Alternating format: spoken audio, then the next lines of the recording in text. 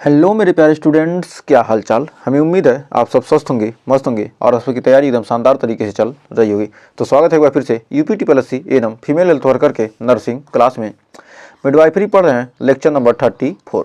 तो आइए शुरुआत करते हैं सेशन की टॉप 30 प्रीवियस ईयर क्वेश्चन के साथ।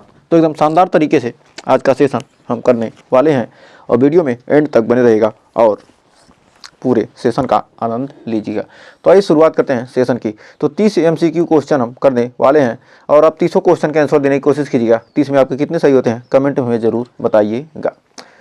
तो देखिए, पहला क्वेश्चन कह रहा, एनीमिया से प्रभावित गर्भवती महिला में कौन सा सबसे गंभीर प्रभाव हो सकता है। तो एनीमिया से प्रभावित कोई गर्भवती महिला है, उसमें सबसे गंभीर प्रभाव क्या हो सकता है। भ्रूण का तेजी से विकास, समय से पहले प्रसव, रक्तचाप में वृद्धि, ऑक्सीजन की अधिकता। तो कह रहा है एनीमिया से प्रभावित गर्भवती महिला में कौन सा सबसे गंभीर प्रभाव हो सकता है। तो हमारा राइट आंसर होगा ऑप्शन नंबर बी, समय से पहले प्रसव। तो उसमें क्या होगा, सबसे गंभीर प्रभाव होगा क्या, समय से पहले प्रसव। नेक्स्ट कह रहा है प्री एक्लेम्सिया की पहचान किस मुख्य लक्षण से होती है। उच्च रक्तचाप और मूत्र में protein, low blood pressure, calcium की अधिकता या प्लेसेंटा का टूटना। तो कह रहा प्री एक्लेम्सिया की पहचान किस मुख्य लक्षण से होती है। तो हमारा दूसरे का राइट आंसर हो जाएगा ऑप्शन नंबर ए, उच्च रक्तचाप और मूत्र में प्रोटीन। नेक्स्ट कह रहा क्रिटिकल कार्ड कंप्रेशन की स्थिति में भ्रूण पर क्या प्रभाव पड़ता है। ऑक्सीजन की अधिकता, भ्रूण की हृदय गति में गिरावट, रक्तचाप सामान्य रहना, प्रसव शीघ्र समाप्त होना। तो कह रहा क्रिटिकल कार्ड कंप्रेशन की स्थिति में भ्रूण पर क्या प्रभाव पड़ता है। तो हमारा राइट आंसर हो जाएगा भ्रूण की हृदय गति में गिरावट आती है। नेक्स्ट कह रहा रूबेला संक्रमण गर्भावस्था के दौरान होने से नवजात में कौन सी समस्या हो सकती है।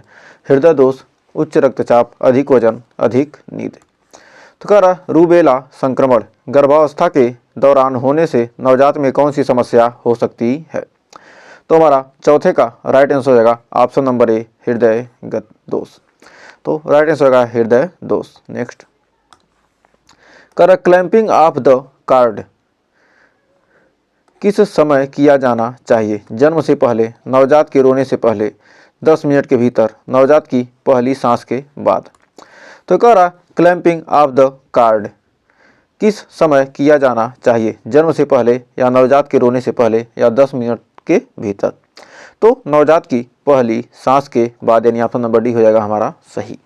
तो बढ़ते हैं आगे कह रहा प्लेसेंटा प्रीविया का मुख्य लक्षण क्या होता है। तीसरी तिमाही में रक्तस्राव, शिशु का कम वजन, ऑक्सीजन की अधिकता, हृदय गति का बढ़ना।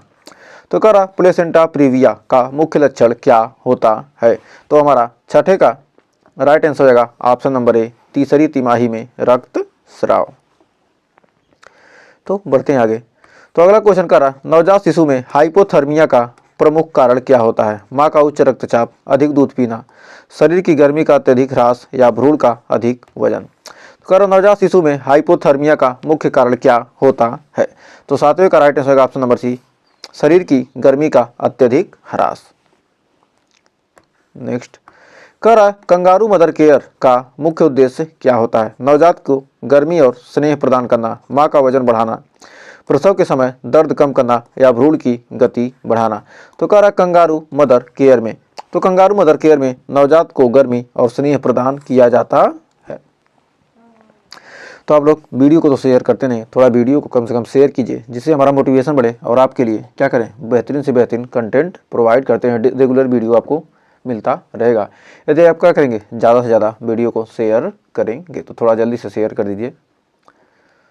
तो आइए क्वेश्चन देखते हैं, क्योंकि हम बीच में आपको लाइक शेयर कुछ करने के लिए कहते हैं। सिर्फ हम शुरू में कुछ भी बोल दिए, लास्ट में कुछ भी बोल दिए। आपको क्वेश्चन जितना टाइम पढ़ाते हैं, आज पहली बार बोल रहे हैं वीडियो के बीच में, क्योंकि आप लोग तो लाइक शेयर करते नहीं हैं। बस एक ही वीडियो को मत देखिए, सारे वीडियो को देखिए, सारे आपके एग्जाम के लिए इंपॉर्टेंट हैं। तो कह रहा क्वेश्चन हमारा ओलिगो हाइड्राब्रियोस क्या दर्शाता है। शिशु की असामान्यता, भ्रूण का बड़ा आकार, उच्च रक्तचाप, एम्ब्रियोटिक द्रव की कमी। तो कह रहा ओलिगोहाइड्राब्रियोस क्या दर्शाता है। तो हमारा नौवें का राइट आंसर हो जाएगा ऑप्शन नंबर डी, एम्ब्रियोटिक द्रव की कमी। आपको रेगुलर वीडियो दो दिन से वीडियो नहीं मिल रही थी, अब आपको रेगुलर वीडियो मिलेगी। तो इसी काम में हम बिजी थे, इसके लिए आपको रेगुलर नहीं मिल पा रही थी। आइए बढ़ते हैं आगे। करा अगला क्वेश्चन, टोकोलाइटिक्स का उपयोग किस लिए किया जाता है? समय पूर्व प्रसव को रोकने के लिए, समय को तेज करने के लिए, प्रसव को तेज करने के लिए, या नवजात की शक्ति प्रदान करने के लिए, या प्लेसेंटा को मजबूत करने के लिए। तो कह रहा टोकोलाइटिक्स, टोकोलाइटिक्स का उपयोग किस लिए किया जाता है? तो हमारा राइट आंसर हो जाएगा समय पूर्व प्रसव को रोकने के लिए। टोकोलाइटिक्स का यूज इसलिए किया जाता है कि समय से पहले क्या हो जाए, प्रसव न हो। नेक्स्ट, कर नवजात शिशु में हाइपोग्लाइसीमिया के लक्षण क्या हो सकते हैं? त्वचा का लाल होना, अधिक दूध पीना, शरीर में कंपन और सुस्ती, शरीर का अधिक तापमान। तो कह रहा नवजात शिशु में हाइपोग्लाइसीमिया के क्या लक्षण हो सकते हैं? तो हमारा 11 का right answer option number C, शरीर में कंपन और सुस्ती। नेक्स्ट, कर फीटल डिस्ट्रेस की स्थिति में कौन सा लक्षण देखने को मिलता है? भ्रूण की हृदय गति कम होना, अधिक मूत्र त्याग, भ्रूण का अधिक सक्रिय होना, या गर्भाशय का बड़ा होना। तो कह रहा फीटल डिस्ट्रेस की स्थिति में कौन सा लक्षण देखने को मिलता है? तो हमारा 12वें का हो जाएगा ऑप्शन नंबर ए, भ्रूण की हृदय गति कम होना। तो बढ़ते हैं आगे। कह रहा सेरेब्रल पाल्सी किस कारण से हो सकती है? नवजात का अधिक सोना, अधिक एम्ब्रियोटिक द्रव, या नवजात का कम दूध पीना, या प्रसव के दौरान ऑक्सीजन की कमी। तो कह रहा सेरेब्रल पाल्सी किस कारण से हो सकती है? तो सेरेब्रल पाल्सी किस कारण से हो सकती है? तो हमारा यहाँ पर राइट आंसर क्या हो जाएगा? तो सेरेब्रल पाल्सी हमारा हो जाएगा ऑप्शन नंबर डी, प्रसव के दौरान ऑक्सीजन की कमी। तो प्रसव के दौरान ऑक्सीजन की कमी क्या है? सेरेब्रल पाल्सी के कारण होती है। नेक्स्ट, कर नवजात शिशु में नियोनेटल जॉन्डिस का मुख्य कारण क्या होता है? बिलिरुबिन का बढ़ा हुआ स्तर, शरीर में ऑक्सीजन की अधिकता, उच्च रक्तचाप, कैल्शियम की अधिकता। तो कह रहा है नवजात शिशु में नियोनेटल जॉन्डिस किस कारण से होता है? तो नियोनेटल जॉन्डिस यानी बिलिरुबिन का बढ़ा हुआ स्तर के कारण क्या होता है? नियोनेटल जॉन्डिस का प्रमुख कारण होता है किस?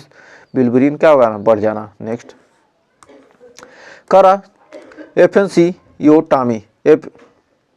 एफेंसियोटॉमी क्यों की जाती है? गर्भाशय की मांसपेशियों को मजबूत करने के लिए, या भ्रूण के वजन को कम करने के लिए, या नवजात के तापमान को बनाए रखने के लिए, या प्रसव के दौरान योनि को फटने से बचाने के लिए।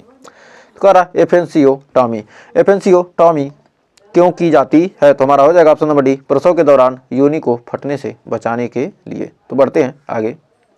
तो अगला क्वेश्चन कह रहा पोस्टमार्टम हेमरेज की सबसे सामान्य वजह क्या होती है? गर्भाशय की कमजोरी, उच्च रक्तचाप, भ्रूण की असामान्यता, समय पूर्व प्रसव। तो कह रहा पोस्टमार्टम हेमरेज की सबसे सामान्य वजह क्या होती है? तो हमारा पोस्टमार्टम हेमरेज की सबसे सामान्य वजह होती है गर्भाशय की कमजोरी, यूटेराइन एटोनी। नेक्स्ट, करा ट्रांजिएंट टैकीप्रिया ऑफ न्यूबॉर्न किस कारण से होता है? प्लेसेंटा का जल्दी अलग होना, अधिक ऑक्सीजन की उपलब्धता, फेफड़ों में द्रव का जमा होना, नवजात का कम वजन होना। तो कह रहा ट्रांजिएंट टैकीप्रिया ऑफ न्यूबॉर्न किस कारण से होता है? तो हमारा 17 का right answer option number C, फेफड़ों में द्रव का जमा होना। नेक्स्ट, कह रहा गेस्टेशनल डायबिटीज से नवजात पर क्या प्रभाव पड़ सकता है? जन्म के समय शिशु का अधिक वजन होना, कम हृदय गति, शरीर का नीला पड़ जाना, प्रसव के दौरान रक्तस्राव। तो कह रहा गेस्टेशनल डायबिटीज से नवजात का पर क्या प्रभाव पड़ सकता है? तो हमारा 18 का राइट आंसर होगा ऑप्शन नंबर ए, जन्म के समय शिशु का अधिक वजन होना। नेक्स्ट, कह रहा प्रीमेच्योर रप्चर ऑफ मेम्ब्रेन का मुख्य कारण क्या हो सकता है? नवजात की अधिक हृदय गति, भ्रूण का कम आकार, प्रसव में देरी, गर्भाशय में संक्रमण। तो कह रहा प्रीमेच्योर रप्चर ऑफ मेम्ब्रेन का मुख्य कारण क्या हो सकता है? तो हमारा 19 का हो जाएगा ऑप्शन नंबर डी, गर्भाशय में संक्रमण। नेक्स्ट, कह रहा हेमोफीलिया किस वजह से होता है? रक्त के थक्के नहीं बनते, या उच्च रक्तचाप, या नवजात का अधिक दूध पीना, या अधिक मूत्र त्याग। तो हमारा राइट आंसर हो जाएगा रक्त के थक्के नहीं बनते हैं, उसी को कहते हैं क्या? हीमोफीलिया। जब रक्त का थक्का नहीं बनेगा तो ये हमारा बीमारी है क्या? हेमोफीलिया। नेक्स्ट, कह रहा बर्थ एस्फिक्सिया की स्थिति में क्या हो सकता है? शरीर का अधिक तापमान, भ्रूण की अधिक गतिविधि, या नवजात का अधिक वजन, या शिशु की ऑक्सीजन की कमी। तो हमारा कह रहा है बर्थ एस्फिक्सिया की स्थिति में क्या हो सकता है? तो हमारा राइट आंसर होगा ऑप्शन नंबर डी, शिशु को ऑक्सीजन की कमी। नेक्स्ट, करा हाइड्रोसेफेलस की से जुड़ी हुई समस्या है? मस्तिष्क के अधिक तरल पदार्थ, हृदय का असामान्य विकास, या नवजात की धीमी हृदय गति, या अधिक रक्तचाप। तो कह रहा है हाइड्रोसेफेलस किससे जुड़ी हुई समस्या है? तो हमारा हो जाएगा मस्तिष्क में अधिक तरल पदार्थ। मस्तिष्क में क्या होता है? अधिक तरल पदार्थ का हो जाना हाइड्रोसेफेलस कहलाता है। नेक्स्ट, कारण नवजात शिशु में एब्गार स्कोर का उपयोग किसके लिए किया था? नवजात की हड्डियों को मजबूती जांचने के लिए, या नवजात की ऊंचाई मापने के लिए, या नवजात की प्रारंभिक स्थिति का मूल्यांकन, या नवजात का वजन मापने के लिए। तो हमारा 23वें का राइट आंसर हो जाएगा ऑप्शन नंबर सी, नवजात की प्रारंभिक स्थिति का मूल्यांकन करने के लिए। नेक्स्ट, कराटोरोसियन प्रेगनेंसी किस कारण से होती है? अंडाशय के मुड़ जाने से, गर्भाशय के संकुचन बढ़ने से, नवजात के अत्यधिक वजन से, या भ्रूण की अधिक गतिविधि से। तो कराटोरोसियन प्रेगनेंसी किस कारण से होती है? तो हमारा टोरोसियन प्रेगनेंसी किस कारण से होती है? तो हमारा 24 का हो जाएगा ऑप्शन नंबर ए, अंडाशय के मुड़ जाने से। तो बढ़ते हैं आगे। तो कह रहा सुपाइन हाइपोटेंसिव सिंड्रोम गर्भावस्था में कब होता है? जब गर्भाशय में संकुचन बढ़ जाता है, जब रक्तचाप अधिक होता है, जब भ्रूण का वजन कम होता है, जब गर्भवती महिला पीठ के बल लेटती है। तो कह रहा supine hypotensive syndrome, supine hypotensive syndrome गर्भावस्था में कब होता है? तो हमारा 25 का राइट आंसर होगा ऑप्शन नंबर डी, जब गर्भवती महिला पीठ के बल लेटती है। नेक्स्ट, कर हेपेटाइटिस बी से संक्रमित मां के नवजात में संक्रमण रोकने के लिए क्या किया जाता है? जन्म के तुरंत बाद हेपेटाइटिस बी वैक्सीन देना, नवजात को सिर्फ मां का दूध देना, नवजात को ग्लूकोज देना, या नवजात को अलग रखना। तो कह रहा है हेपेटाइटिस बी से संक्रमित मां के नवजात में संक्रमण रोकने के लिए क्या किया जाता है? तो हमारा 26 का राइट आंसर होगा ऑप्शन नंबर ए, जन्म के तुरंत बाद हेपेटाइटिस बी वैक्सीन देना। नेक्स्ट, करा ऑक्सीटोसिन का उपयोग कब किया जाता है? गर्भपात रोकने के लिए, प्रसव को प्रेरित करने के लिए, या नवजात के वजन को बढ़ाने के लिए, या प्रसव में दर्द को कम करने के लिए। तो करा ऑक्सीटोसिन का उपयोग कब किया जाता है? जो हमारा ऑक्सीटोसिन क्या होता है? हार्मोन होता है, उसको उपयोग कब किया जाता है? तो प्रसव को प्रेरित करने के लिए, यानी ऑप्शन नंबर बी हो जाएगा हमारा सही। तो बढ़ते हैं आगे। तो देखिए कह रहा है नियोनेटल सेप्सिस का सबसे आम कारण क्या होता है? जीवाणु संक्रमण, नवजात का अधिक दूध पीना, जन्म के समय कम वजन, अधिक रक्तचाप। तो कह रहा नियोनेटल सेप्सिस का सबसे आम कारण क्या होता है? तो हमारा 28 का राइट आंसर होगा ऑप्शन नंबर ए, जीवाणु संक्रमण। तो बढ़ते हैं अगले क्वेश्चन की तरफ, 2 क्वेश्चन और बचे हैं। कह रहा फेटल मैक्रोसामिया का क्या अर्थ है? नवजात का कमजोर इम्यून सिस्टम, नवजात की हृदय गति कम होना, शिशु का जन्म के समय असामान्य रूप से पतला होना, या शिशु का जन्म के समय सामान्य से अधिक वजन होना। तो कह रहा फीटल मैक्रोसामिया, तो फीटल मैक्रोसामिया का क्या अर्थ है? तो हमारा राइट आंसर होगा शिशु का जन्म के समय सामान्य से अधिक वजन होना, ये फीटल मैक्रोसामिया कहलाता है। और आज का लास्ट क्वेश्चन, कह रहा ऑब्स्टेट्रिक फिस्टुला, ऑब्स्टेट्रिक फिस्टुला मुख्य रूप से किसके कारण होता ही है? लंबे समय तक कठिन प्रसव, रक्तचाप की अधिकता, नवजात का कम वजन, अधिक ऑक्सीजन की उपलब्धता। तो कह रहा ऑब्स्टेट्रिक फिस्टुला मुख्य रूप से किसके कारण होती है? तो हमारा 30 का right answer option number A, लंबे समय तक कठिन प्रसव। तो उम्मीद है ये 30 क्वेश्चन आपको अच्छे से क्लियर हो गए होंगे। तो 30 क्वेश्चन में आपने कितने क्वेश्चन सही किए? 30 क्वेश्चन में आपने कितने क्वेश्चन सही किए हमें कमेंट में ज़रूर बताइएगा।